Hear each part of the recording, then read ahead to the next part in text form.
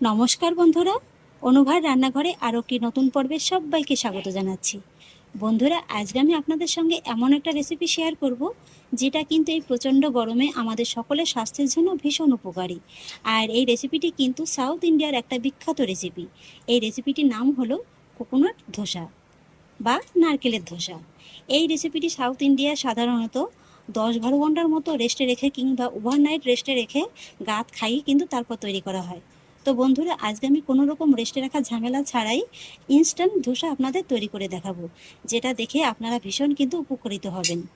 আর সেই জন্য দেখুন বন্ধুরা, এরকম একটা বোলের মধ্যে আমি একটা মেজারমেন্ট কাপ মেপে নিয়ে নিয়েছি 2 কাপের মতো আতপ চাল। আর এই চালটাকে কিন্তু আমি খুব ভালোভাবে ধুয়ে 4 থেকে 5 ঘন্টার মতো ভিজিয়ে রেখেছিলাম। এটা চাইলে আপনারা ওভারনাইটও ভিজিয়ে রাখতে পারেন, তাহলে সকাল সকাল কিন্তু এই রেসিপিটি আপনারা জলখাবারে তৈরি করে নিতে পারবেন। আর আমি এরকম একটা মেজারমেন্ট কাপ মেপে নিয়েছি, আপনারা কিন্তু আপনাদের সুবিধা অনুযায়ী যে কোনো বাটি কিংবা ছোট চায়ের কাপ মেপেও নিতে পারেন। মোটামুটি যেটাই নেবেন না কেন একটা মাপ নিয়ে নেবেন, তাহলে পরবর্তীতে মাপগুলো দিতে আপনাদের সুবিধা হবে। এবার আমি এই চালটাকে পেস্ট করে নেব, আর সেই জন্য বড় দেখে একটা মিক্সার জার নিয়ে নিয়েছি। জারের মধ্যে কিন্তু এই চালটাকে নিয়ে নেব। জলটাকে কিন্তু আমি ঝরিয়ে নিয়েছি। চালটাকে নিয়ে নেওয়ার পর এবার আমি ওই একই কাপ মেপে নিয়ে নেব 1 কাপ রান্না করে নেওয়া ভাত। এই ভাতটা নিলে কি হবে জানেন তো, এই ধোসাগুলো খুব সুন্দর ফ্লাপি এবং নরম তুলতুলে হবে। আর তারপরে নিয়ে নেব 1 কাপ ফ্রেশ নারকেল কোড়া কিংবা নারকেল কুচো। বন্ধুরা, নারকেল কিন্তু পেট ঠান্ডা রাখতে আমাদের খুবই সাহায্য করে। আর এবার নারকেল কোড়াটা নিয়ে নেওয়ার পরে আমি নিয়ে নেব ওই কাপেরই 1 কাপের মতো নারকেলের জল। এখানে আপনারা নর্মাল জলটাও নিতে পারেন। এখানে আমি প্রথমে 1 কাপের মতো নারকেলের জলটা নিলাম, আর তারপরে নিয়ে নেব 1/2 কাপের মতো নর্মাল জল। আর এবার একই সঙ্গে নিয়ে নেব স্বাদ অনুযায়ী লবণ, আর সেই সঙ্গে নিয়ে নেব 1 চা-চামচের মতো চিনি। এবার আমি নারকেলটাকে ফাইনালি খুব ভালোভাবে একদম স্মুথলি পেস্ট করে নেব। ফাইনালি চালটাকে আমি একদম স্মুথলি পেস্ট করে নিয়েছি। একটা বোলের মধ্যে ঢেলে নিচ্ছি। ঘনত্বটা একবার চেক করে দেখে নিচ্ছি। বন্ধুরা, এটা প্রয়োজনের তুলনায় কিন্তু সামান্য একটু ঘন আছে, তাই আমি এর মধ্যে প্রয়োজন মতো আরও অল্প একটু জল দিয়ে দেব। একবার ভালোভাবে ফেটিয়ে নেব। জলটা দিয়ে আমি ফাইনালি খুব ভালোভাবে ফেটিয়ে নিয়েছি। আর এবার ব্যাটারের ঘনত্বটা আপনাদের দেখিয়ে দিচ্ছি। এই যে দেখুন বন্ধুরা, ঘনত্বটাকে কিন্তু ঠিক এরকমই রাখতে হবে। এবার আপনারা চাইলে কিন্তু এই ব্যাটারটাকে এইভাবে ঢাকা চাপা দিয়ে যে কোনো গরম জায়গায় 10 থেকে 12 ঘন্টার মতো রেস্টে রেখে গাদ দিয়েও কিন্তু এই ধোসাটা তৈরি করতে পারেন। তবে আমি যেহেতু বলেছি ইনস্ট্যান্ট ধোসা তৈরি করে দেখাবো, সেজন্য এখানে নিয়ে নিয়েছি একটা ইনো ফ্রুট সল্ট। 2 কাপ চালের জন্য 1 প্যাকেট ইনো ফ্রুট সল্ট হলেই হয়ে যাবে। আর ইনোটা দিয়ে দেওয়ার পরে আমি এর উপর থেকে দিয়ে দেবো সামান্য একটু জল, এতে করে ইনোটা খুব সুন্দরভাবে অ্যাক্টিভ হয়ে যাবে। এবার ফাইনালি ইনোটাকে এই ব্যাটারের সঙ্গে খুব ভালোভাবে মিশিয়ে নেব। তবে একটা জিনিস কিন্তু অবশ্যই মাথায় রাখবেন, এটাকে কিন্তু তাড়াহুড়ো করে মাখাতে যাবেন না। আর একই ডিরেকশনে কিন্তু এইভাবে একটু আলতো হাতে ঘুরিয়ে ঘুরিয়ে মাখিয়ে নেবেন।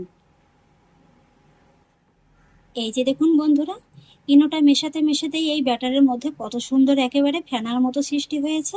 এই যে দেখুন, এবার কিন্তু আর খুব বেশি অপেক্ষা করা যাবে না, সঙ্গে সঙ্গে কিন্তু ধোসাগুলোকে তৈরি করে নিতে হবে। আর এবার দেখুন বন্ধুরা, ধোসাগুলো বানানোর জন্য গ্যাস ওভেনে একটি আমি ননস্টিক তাওয়া বসিয়ে দিয়েছি। আপনারা এখানে কিন্তু ননস্টিক তাওয়ার পরিবর্তে লোহা কিংবা দস্তার তাওয়াও ব্যবহার করতে পারেন। আর এই তাওয়াটাকে কিন্তু একেবারে খুব বেশি ঠান্ডা কিংবা একেবারে খুব বেশি গরম করে নিলে হবে না, মিডিয়াম ফ্লেমে মিডিয়ামভাবে কিন্তু গরম করে নিতে হবে। আর তাওয়াটা যখন এইভাবে একটু হালকা গরম হয়ে যাবে, তখন আমি এর মধ্যে অ্যাড করব ছোট 1/2 চা-চামচের মতো সাদা তেল। এখানে কিন্তু আপনারা তেল ছাড়াও অয়েল ফ্রি ধোসাটা তৈরি করে নিতে পারেন। এবার আমি তেলটাকে তাওয়ার গায়ে খুব ভালোভাবে ব্রাশ করে নেব। তেলটাকেও আমি খুব ভালোভাবে ব্রাশ করে নিয়েছি। এবার 1 হাতার মতো ব্যাটার আমি এই তাওয়ার মধ্যে ছেড়ে দেব। তবে ব্যাটারটা কিন্তু তাওয়ার একদম মাঝ বরাবর এইভাবে একই ডিরেকশনে ছাড়বেন। তাহলে কি হবে, এই যে ধোসাটা আছেন এটা কিন্তু খুব সুন্দরভাবে একেবারে গোল তৈরি হবে। আর তারপরে হাতার পিছন দিয়ে এইভাবে হালকা করে একটু ঘুরিয়ে নিলেই হয়ে যাবে।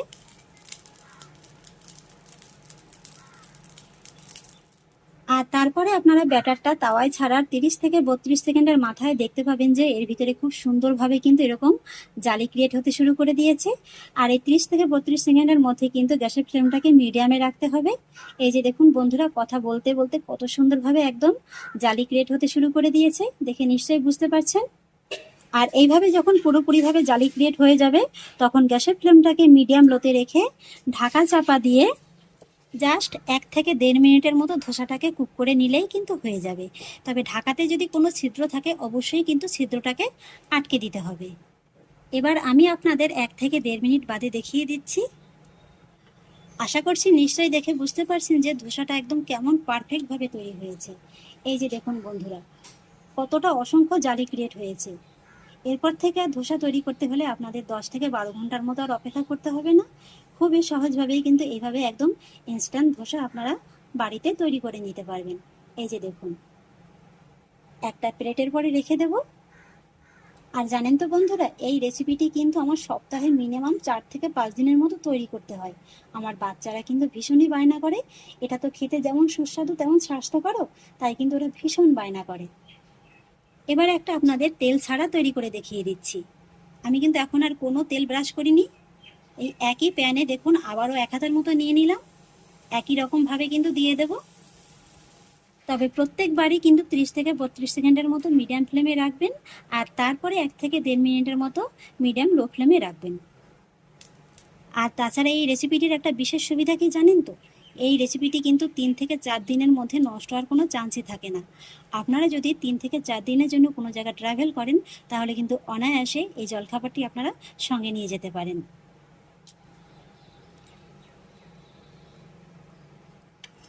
এই যে দেখুন বন্ধুরা, তেল ছাড়া ধোসাটাও কত সুন্দরভাবে তৈরি হয়েছে, কত সুন্দর দেখুন ফ্লাফি হয়েছে, আর দেখুন কতটা জালি ক্রিয়েট হয়েছে।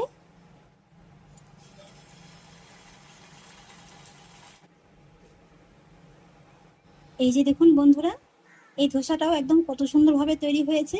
প্রত্যেকটা ধোসাই কিন্তু একদম একই রকমভাবে এইভাবে তৈরি হবে। এর ভিতরে দেখুন অসংখ্য একদম মৌচাকের বাসার মতো কিন্তু এরকমই তৈরি হবে। এইভাবেই আমি সবকটি ধোসা তৈরি করে নেব। এই তো বন্ধুরা, এক এক করে সবগুলো নারকেলের ধোসা আমার তৈরি করা হয়ে গেছে। দেখতে দেখুন কতটা আকর্ষণীয় লাগছে। এবার চলুন আপনাদের এই ধোসাগুলো খাওয়ার জন্য একটা স্পেশাল নারকেলের চাটনি তৈরি করে দেখিয়ে দিচ্ছি। আর সেই জন্য দেখুন ছোট দেখে একটা মিক্সার জার নিয়ে নিয়েছি। জারের মধ্যে নিয়ে নিচ্ছি মেজারমেন্ট কাপ মেপে 1/2 কাপের মতো ফ্রেশ নারকেল কোড়া। আর তার মধ্যে নিয়ে নিচ্ছি 3 টেবিল চামচের মতো ভাজা চীনাবাদাম। সঙ্গে নিয়ে নিচ্ছি 2টো কাঁচা লঙ্কা। সেই সঙ্গে নিয়ে নিচ্ছি 1/2 ইঞ্চি পরিমাণে 4 থেকে 5 টুকরোর মতো আদা। তারপরে নিয়ে নিচ্ছি সামান্য একটুখানি তেঁতুল। এবার নিয়ে নিচ্ছি স্বাদ অনুযায়ী লবণ। সেই সঙ্গে নিয়ে নিচ্ছি 1 চা চামচ চিনি। আর এবার একই সঙ্গে নিয়ে নিচ্ছি 1 মুঠোর মতো ফ্রেশ ধনেপাতা। আর তারপরে নিয়ে নেব সামান্য একটুখানি জল। এবার ফাইনালি এই নারকেলটাকে খুব ভালোভাবে পেস্ট করে নেব। সমস্ত কিছু আমি খুব ভালোভাবে পেস্ট করে নিয়েছি। একটা ছোট বোলের মধ্যে নিয়ে নিচ্ছি। আপনারা চাইলে কিন্তু চাটনিটা এর থেকে একটু পাতলা করেও নিতে পারেন। এখন আমি এই চাটনির মধ্যে একটা তড়কা ফোড়ন দেবো। সেই জন্য একটা তড়কা প্যানে 1 টেবিল চামচ সাদা তেলের মধ্যে 2টো শুকনো লঙ্কা, কিছুটা পরিমাণে কারি পাতা আর 1 চা চামচের মতো কালো সরিষা এভাবে ফোড়ন দিয়ে নিয়েছি। এবার আমি তড়কা ফোড়নটা এই চাটনির মধ্যে দিয়ে দেবো। ভালোভাবে মিশিয়ে নেব। ব্যাস বন্ধুরা, তৈরি হয়ে গেল জিভে জল আনা স্বাদে নারকেলের চাটনি। এই চাটনি দিয়ে কিন্তু এই ধোসাগুলো খেতে দারুণ লাগে। এই তো বন্ধুরা, কয়েকটি ধোসা আমি একটা প্লেটে সার্ভ করে নিয়েছি। দেখতে দেখুন কতটা আকর্ষণীয় লাগছে। আর এই ধোসাগুলো জানেন তো আমি কিন্তু দুপুরবেলা তৈরি করেছি, আর এখন কিন্তু সন্ধ্যা ঘড়িয়ে প্রায় রাত হতে চললো। এই যে দেখুন, তবুও দেখুন কতটা নরম। এই যে দেখুন হাতের মুঠোর মধ্যেই কিন্তু খুব সহজেই একেবারে চলে আসছে। এই ধোসাগুলোর একটা বৈশিষ্ট্য কি জানেন তো, এগুলো যত ঠান্ডা হবে ততই কিন্তু নরম হবে, দেখে নিশ্চয়ই বুঝতে পারছেন। আর এর পিছনটা দেখুন, আমি কিন্তু পুড়িয়েও ফেলিনি আর একেবারে কিন্তু কাঁচাও নেই। আপনারা চাইলে কিন্তু এর থেকে একটু কড়া করেও ভেজে নিতে পারেন। এগুলো আপনারা ছেঁড়ার সঙ্গে সঙ্গেই বুঝতে পারবেন যে এগুলো কতটা সফট মোলায়েম। এই যে দেখুন, একেবারে কিন্তু তুলোর মতো নরম যাকে বলে, মুখে দেওয়া মাত্রই কিন্তু একেবারে জাস্ট মিলিয়ে যাবে। আর ভিতরটা দেখুন শুধু একবার কতটা জালিদার। দেখে নিশ্চয়ই বুঝতে পারছেন যে এর ভিতরে একেবারে যেন মৌমাছির বাসার মতো চাকের মতো বেঁধে গেছে। এই যে দেখুন। তাহলে আশা করছি বন্ধুরা, আমার আজকের এই নারকেলের ধোসা সেই সঙ্গে নারকেলের এই চটপটা স্বাদের চাটনির রেসিপি আপনাদেরও খুব ভালো লেগেছে। যদি ভালো লেগে থাকে তাহলে আমাকে অবশ্যই একটা লাইক এবং কমেন্ট করবেন, সেই সঙ্গে বন্ধুদের সঙ্গে শেয়ার করবেন।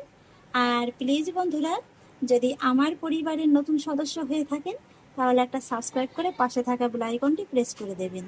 ফিরে আসছি এরকমই পরের অন্য কোনো নতুন রেসিপি নিয়ে। সবাই ভালো থাকুন, সুস্থ থাকুন। ধন্যবাদ।